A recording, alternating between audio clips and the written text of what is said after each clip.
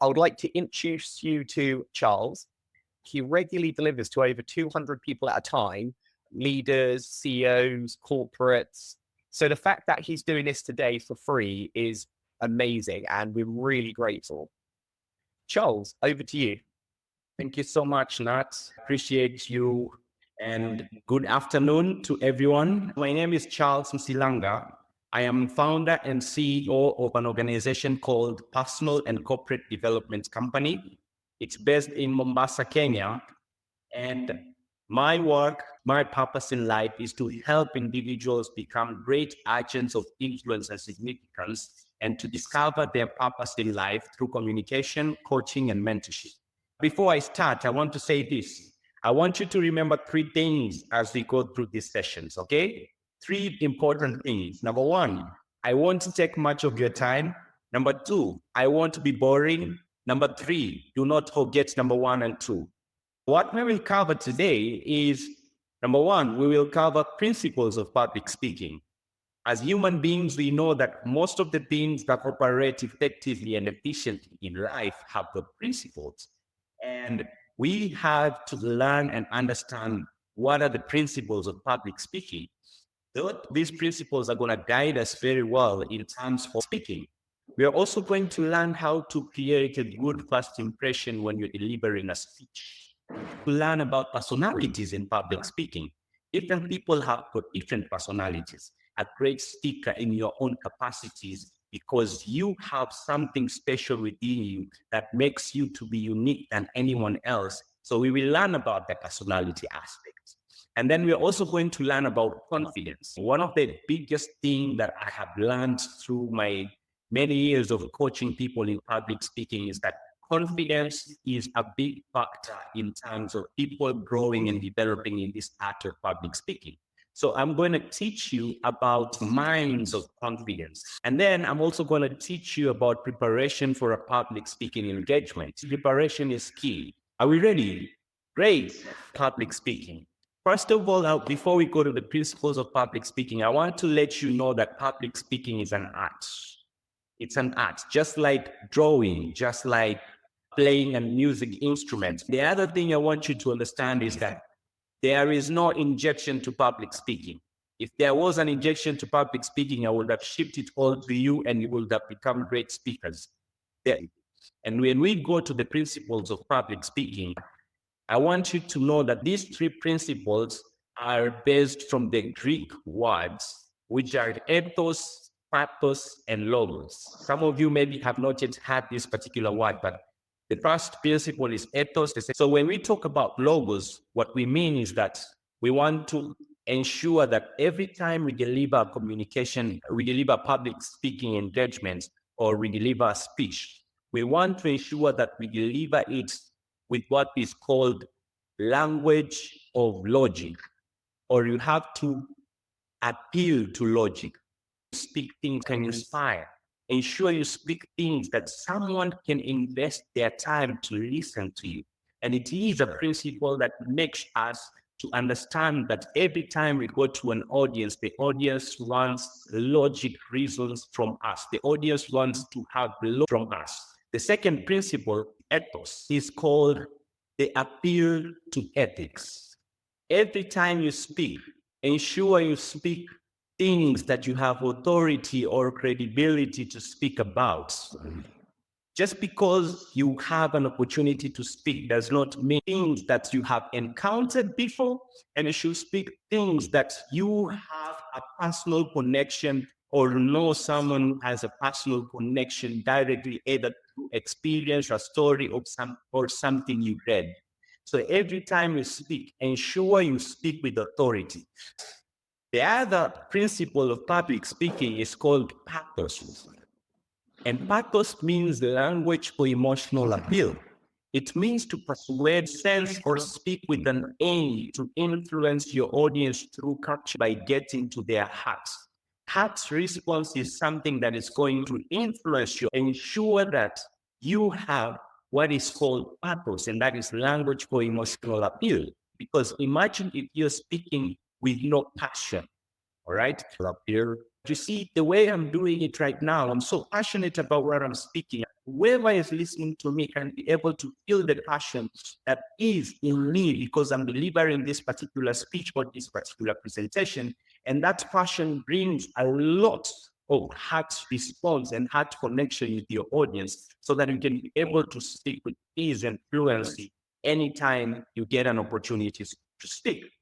So logos, principle number one is logos, which is known as logic, whereby you want to speak things that will make sense. You want to speak things that will be of logic to the audience. The second principle is called ethos, that in terms of authority and ethics. You need to persuade your audience by having the aspect of credibility, where you have either read about what you're talking about, saw something that is related to what you're talking about, connected with someone who has given you that experience of what you're talking about. By all means, speak things that you have a connection with before. Then the last principle is called pathos, and that is called language for emotional appeal. Every time you speak, ensure you speak with passion. Ensure you speak to a way where your audience will feel that you're passionate about your topic. And this creates a lot of heart connection and heart response, authentic and effective speaker. Okay, then it's okay that you've given me that good answers, but guys, this is the answer here. All of them are important. You see, in Africa, we cook 3 stones, all right? There is a way you cook with 3 stones and you put dish that you will use to cook. If one stone that is not there, then that means you cannot cook because there will be no balance. So it's very, very important that we have them 3 principles abiding by us and working with them. So I want us to go to the aspect of creating a good first impression in your speech. And a good first impression here, what I mean, starting to deliver your speech. And I'll tell you this, guys, it starts from how you leave your seat to how you will walk to start your first ones. And if you leave your seat with an energetic manner, a smile, that creates an impression to your audience where you are excited to deliver what you're doing. But if you leave your seat with a sense of lack of passion and you don't walk majestically with energy, your audience will have a little bit of impression about you even before you start speaking the first words. So always remember that the speech from the moment you stop or you wake up from your seat to go to the podium or to the stage and start speaking. That is the way you start your speech. Make sure that anytime you go to speak, there is a sense of a job that you can try to give to your audience. You can go there and say, ladies and gentlemen, I want you to remember 3 things. Number 1, I won't take much of your time. Number 2, I won't be boring. Number 3, do not forget number 1 and 2. So that's a statement, but it's a joke at the same time. That automatically creates a sense of connection with your audience. The third thing is that you need to learn how to deliver statistics and facts. Most of the times, statistics and facts make people to be in an awe. Every time you deliver a statistics or a fact, makes the audience think about that thing you say. For example, I'll say this statistics. This is based on my country, Kenya. I'll say it this way. By the year 2016, the rate of unemployment in the coastal region of Kenya was at 51%, national rate of 21%. So when you listen to that, automatically you are like, oh, 51%, 21%. Okay. So it's important that you learn statistics, you learn facts, and make sure the statistics and the facts that you will be communicating or saying will be in line or connected or have a relationship with the topic that's transitioning between. That's the fourth thing that you can use to start your speech is a quote. Quotes make you to shine.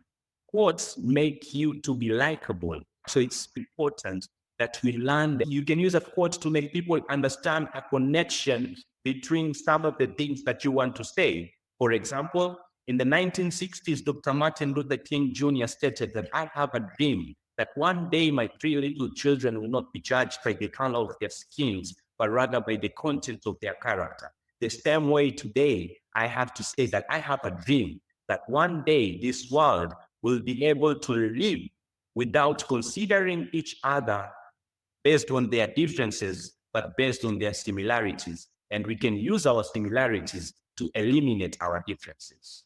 It's important for us to learn that quotes play a big role in terms of making us shine and connect with our audience. The last thing you want to connect with your speech based on creating a good first impression every time you speak is the aspect of questions. Every time you want to speak, you can ask the audience a question. Ladies and gentlemen, how many of us felt like the world is coming to an end when COVID-19? Everyone will raise their hands, right?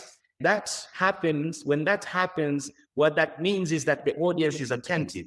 The audience wants to know and to listen to you. The audience has to ask themselves a question. So this is very important, the aspect of asking questions. So these five things play a very big role when we are creating a good first impression.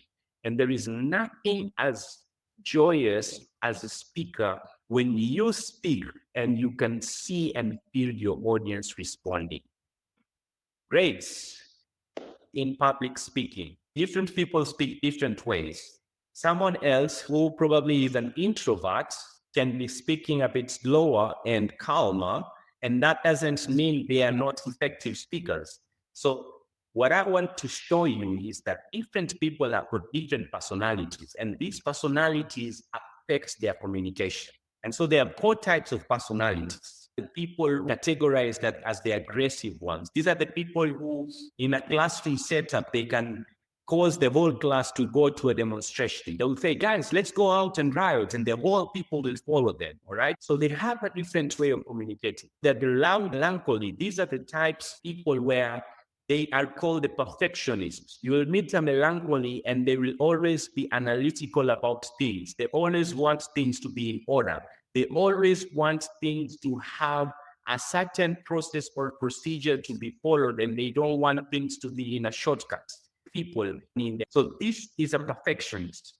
We have another category of people which is called the popular flame, peaceful phlegmatic. Phlegmatics, these are the very kind people you will meet in life today. They don't want to create harm to anyone.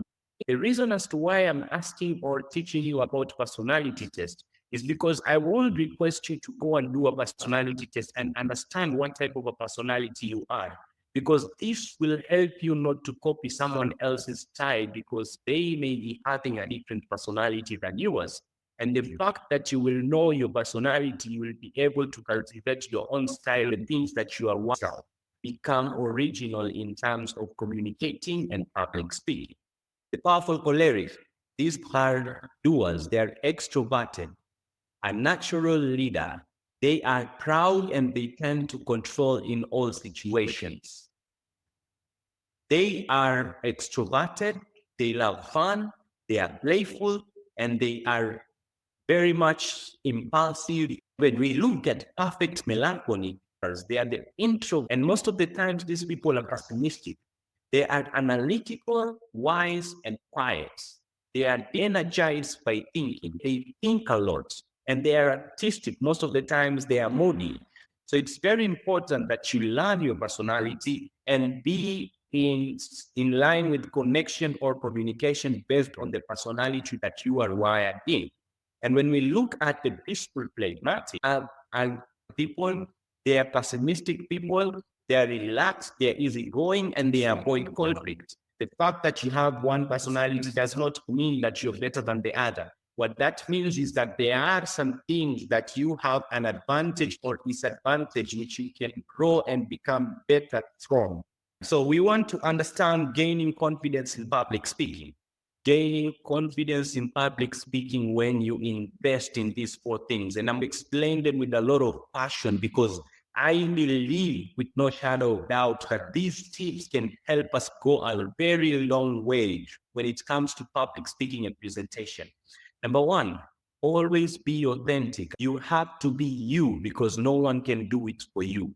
Speak words that have never been spoken before. Deliver your presentation in a sense that no one has been able to deliver it before, because authenticity breeds excellence, and excellence creates legacy. That is the time where you can be able to gain confidence, because the only thing that will be remembered in life today are the things that are original or things that have been done for the first time. And maybe your speech will be the best because you are authentic in terms of content. So always appreciate yourself and be authentic. Number two, have authority. Authority here means that you always need to ensure that every time you go to a speaking engagement, you're creating value to your audience and you're focusing on delivering the message to your audience and not on yourself. Have the authority to ensure that you even have the authority on yourself and you're able to control yourself, not to think of the feelings that you'll be having in you, or the thoughts that you'll be having in you in terms of you can't do that. Those thoughts, you need to take authority on them and eliminate them, because every time you deliver a speech or a presentation, you need to focus on the message and not on yourself. It's an opportunity for you to shine and ensure you are a person of value, influence, and significance, because your audience will gain something from you that you will be delivering every time you deliver a speech. So always ensure you focus on authority. It's about controlling your emotions, controlling yourself, and having know who you're going to speak to. Know their age, know their academic background, know their economic status, know their social status, know their political status. Know as much as you can about your audience, because this will help you a lot when you're preparing for this particular presentation or the speech, because there are some things you will speak, they might not be in line to the audience. The other tip to grow your confidence is the aspect of anticipation.